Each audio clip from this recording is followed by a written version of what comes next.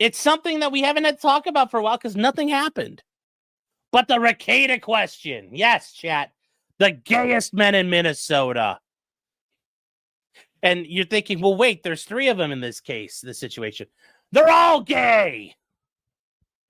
You know, in one corner, you have Nick Rekieta and you have Patrick Melton. And then in the other corner, you have Aaron Imholte. We talked about this before, guys. This goes on to the idea of the harassment restraining order that Aaron filed a while back. And it's alleging that Melton and Nick are harassing Aaron. You know, you'd say, that's a little weird. Yeah, most states don't have this. Minnesota is weird. We've learned that lately. Minnesota is very weird at what it does. And if you remember, I still think the odds are against Aaron ultimately because one of the people he's pursuing this against is Nick. And Nick is the husband of the victim in the criminal case Aaron is facing. Remember, he shared that nude of Kayla Rekieta. So do I think he's going to be able to get it? I still think that the odds are against him. And then for Patrick Melton, I think that it's you know, kind of like the court's going to say is gay internet shit. But if you notice, what do those guys do right off the bat? They start fucking around and trying to antagonize. And as people, you know, have tried to explain, when you're being accused of harassing someone, the first thing you should not be doing is fucking harassing the person.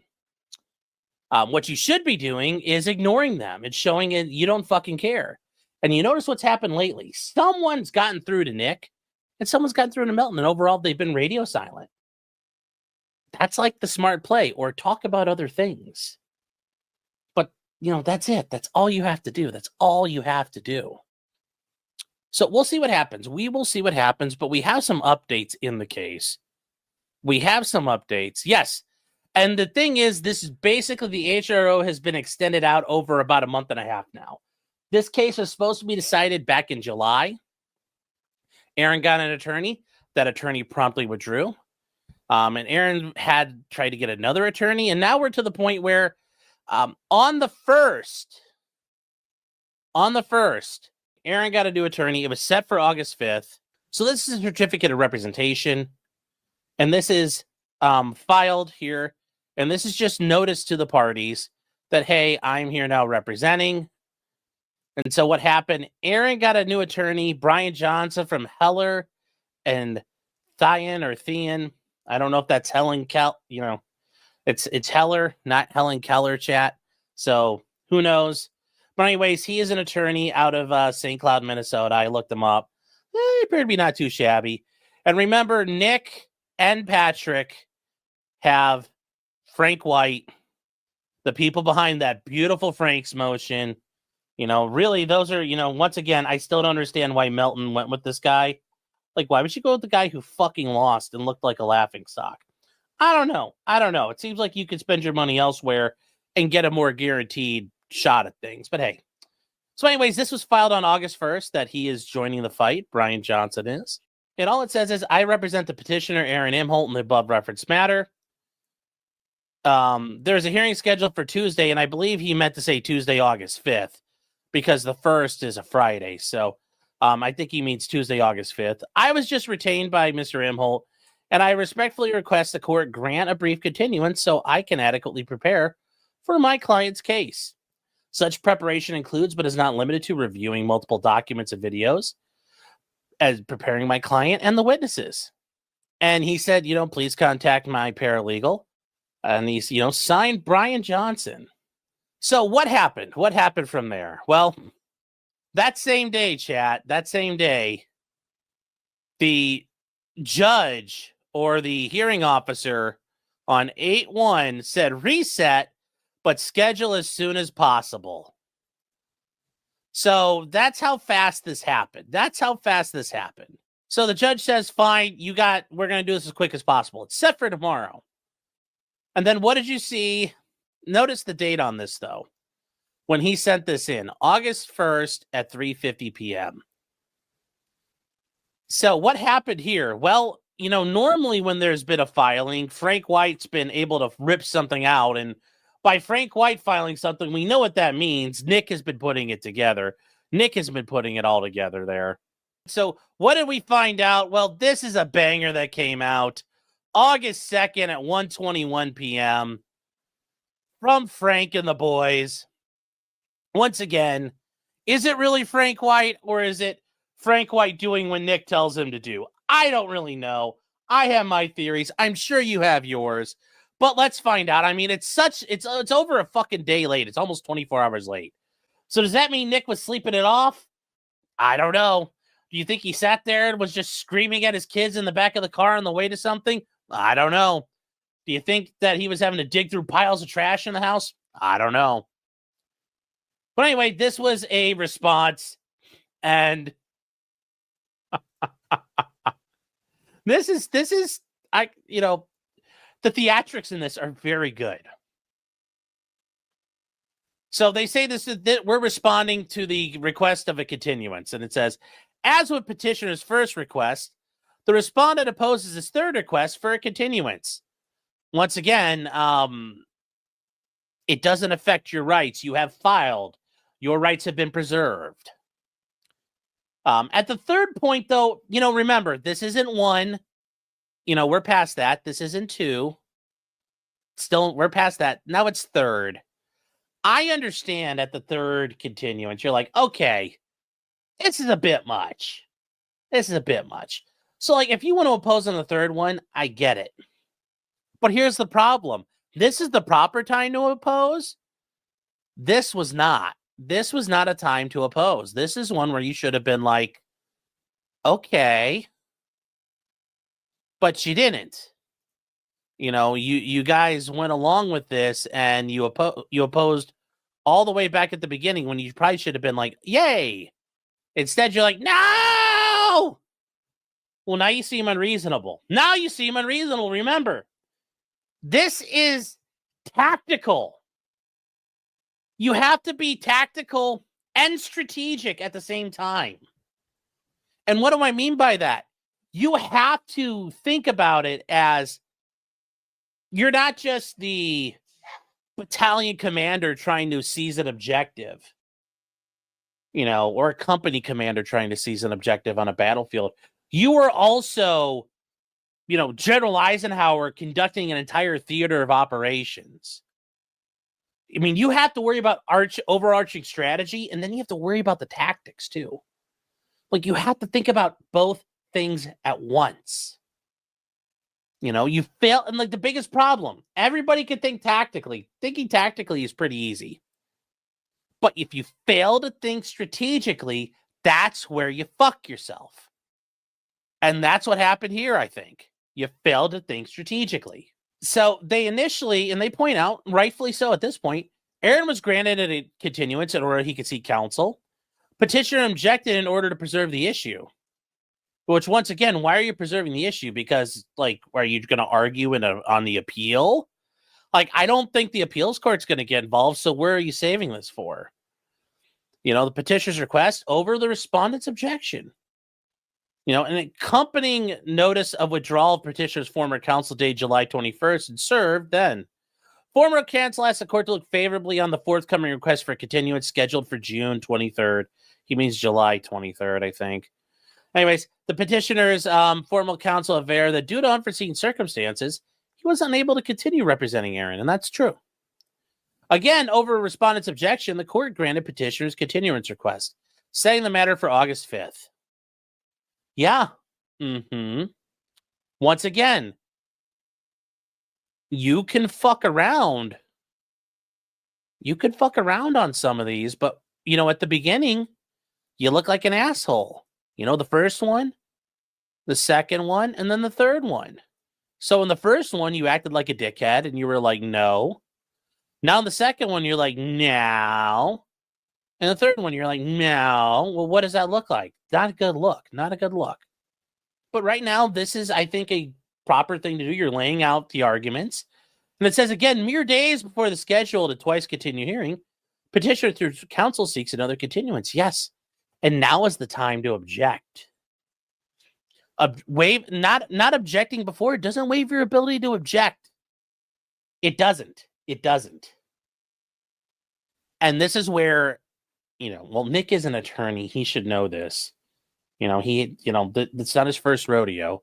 But Frank should have sat Nick down and said, look, buddy, they're going to grant this. We need to save that goodwill for later. But once the whiff of Aaron's goo hits Nick's nose, he just lost his mind. And he's like, no! Well, this is where you end up. Objecting now, and the judge fucking BTFOs you. So the petitioner was aware at the latest on July 21st that his former counsel would no longer be able to represent him. Yeah. In fact, the aforementioned correspondence petitioner's former counsel from the court, he advised petitioner the importance of promptly obtaining new legal counsel. Yeah. Emphasis added, like, you're not gonna. Upon information belief, petitioner allowed 11 days to elapse before obtaining new legal counsel. Well, did you ask him what he did? They say, though, despite the fact that on the day of the previous scheduled hearing, petitioner was publicly singing the praises of his former divorce attorney and claimed that he was assisting the petitioner behind the scenes on some other legal issue.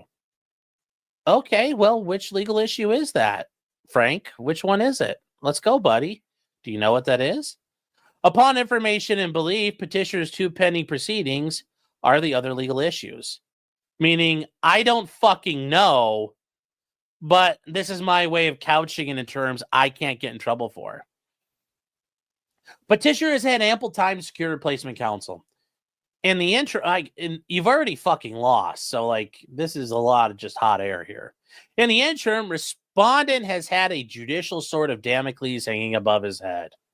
The string for which the petitioner has exhorted his audience to help him sever. Wait, are we now is this wait, Frank. Are you guys now crying about the whole idea of having the community A-log somebody? Remember what Nick said, if somebody broke the wall, we'll put it to the police. Remember that uber libertarian man. Go tell them if you see the lobby broken, go to the cops. Mr. Libertarian. Everybody wants to be a gangster until it's time to do gangster shit. It's like, chat, I heard that once and it's like, fuck, it's always true. Remember that. And now Aaron, it's like, I guess we'll report things to the cops, but it's a soda demo tweeze. Oh, whoa. Fucking spare me. This is some bitch-made bullshit. Oh, well. We ain't about this life. Fucking go cry to the cops. No, not like that against us. No. Fucking gay-ass bullshit. Man. Like Mark Antony said, man, ambition should be made of sterner fucking stuff. It should be. That's there. Any additional continuance further extends the negative impact on Nick's occupation. What? Is it affecting his ability to fucking do cooking streams about Kurt? It's not hurting you. I mean, what? Making shitty fucking live streams? And when you make fun of fucking Kurt's cooking? I mean, like, what are we losing there? Like, what's hurting you so bad? Nobody's stopping you from snorting up galaxy gas. So the continuance further extends the unconstitutional encroachment on respondent's First Amendment rights he has endured since the unfounded petition was filed. Is it really unfounded? I mean, once again, think about how fucking psychotic the idea is. You put a refrigerator in the checked luggage of an airplane, and that refrigerator is a monument to another man bawling out your fucking wife. And you proudly show that off in a casino in Las Vegas, over 1,000 miles away. Think about how fucking mental that sounds. Once again, he mailed it. What the fuck ever. Doesn't really matter. I'm sure Nick could be like, I mailed it. I didn't check my baggage. But once again, this goes to the idea of, guys, remember, you're going to have some normie judge or a magistrate hearing this. And what do you think a normal person's going to say? Well, that sounds funny. No, they're going to be like, you guys are fucking psychopaths all around. Maybe the judge is going to say you all should fucking kill yourselves. I don't know. But it's something to think about. Is it really that unfounded? I don't think so there. Remember, the guy who tried to make the watermark defense is telling you something is unfounded. Remember that. Like when Frank White is writing this, if it's really him, they made the fucking watermark argument. So, a big old fucking pinch of salt with this one. And he says, I reiterate. It's like he's fucking calling it strike. I say again, petitioner initiated this action. He was and remains the massa of this action. He's the massa. Massa Aaron. He's Massa Aaron. Yes, sir. Yes, sir. Yes, sir. He Massa Aaron. Does that mean he's like does that mean he owns Nick and Melton? It's like Kunta Kinte. It's like, so what's your name? My name's Kunta Kinte. No, it's Patrick. It's Patrick. But Massa Aaron is in charge. Yes, sir. Yes, sir. Yes, sir. Yes, he's dominant. He's a dom, which makes sense because Nick and Aaron are gay. So, and as Nick said, Aaron became less consensual over time. Aaron's like, I'm here to take it. It's like the sisters and Andy Dufresne, probably.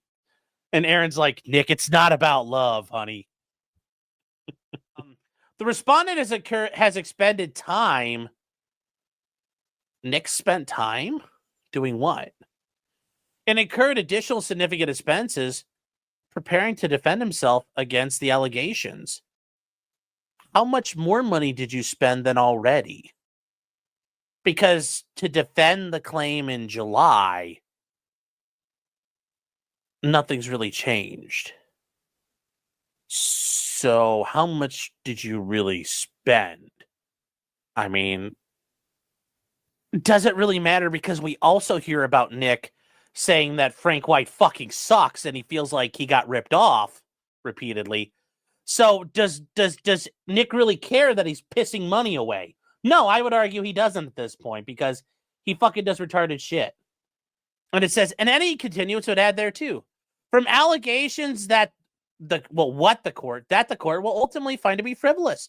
Really? Are you sure they're going to be frivolous?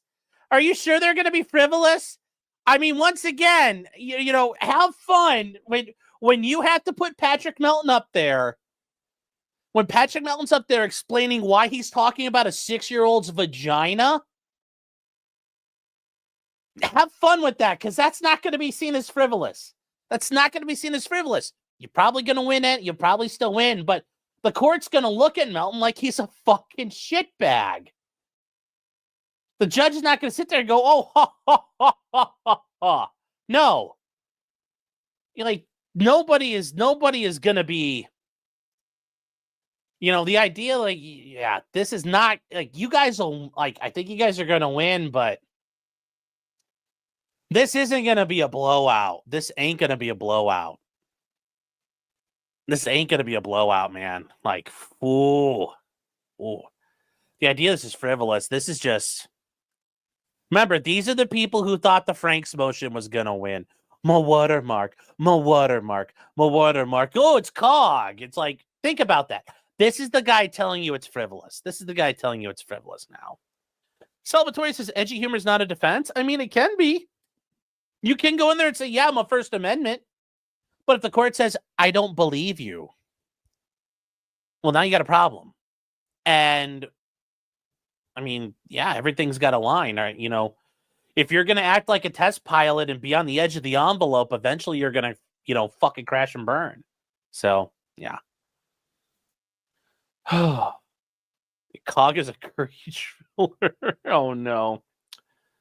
And he says, and finally, my August calendar has few openings, which a third continuance could be accommodated. This could potentially continue into September, making a mockery of my client's due process rights. Okay. Yeah, you got rights. You do have rights. Maybe Nick needs an attorney who's available. I mean, that's another thing. So accordingly, They request this hearing and made set a schedule for August 5th at 3 p.m. Well, notice this is already a fucking loser because it's already 20 hours late. Good job, Frank. Good job. Good job. So that has happened. And ultimately, the judge said, Suffa, we're going to the end of the month. So tomorrow is D-Day, chat. Tomorrow, everything goes down. We're going to find out, and it'll be very interesting. It'll be very interesting. Like I said, do I think that ultimately Aaron's going to lose? Probably. And I still think it's, he's going to lose by the slimmest of margins because you know why? Once the order came out offering $1,000 bounty on Twitter like a fucking retard, I mean, if you're going to do that shit, do it silently and quietly through back channels so nobody can fucking document it. And then don't fucking air it for 5 hours. Like, I'll show you harassment. Yeah, you don't do that. You don't do that. You don't make it easier for the guy to prove his case. Once again, the strong move quiet and the weak start riots. So I'm still hoping for a 3-way contempt arrest. That would be funny. That would be funny. I don't think that's going to happen, though. I don't think that's going to happen. The Badman says, did Nick dodge his 28 days? Yes, he did enough. He licked enough boot to avoid it. He bent the knee and did what the judge wanted, Daddy Wenzel, and he said, Daddy Judge, I did what you wanted. And he did it. So he avoided that. So good for him. Good for him. J-Rock says, Aaron is an idiot. So there's that. Yes, but remember, Nick and Melton are fucking idiots too. They're all retarded. They're all gay. That's the problem. That's the problem.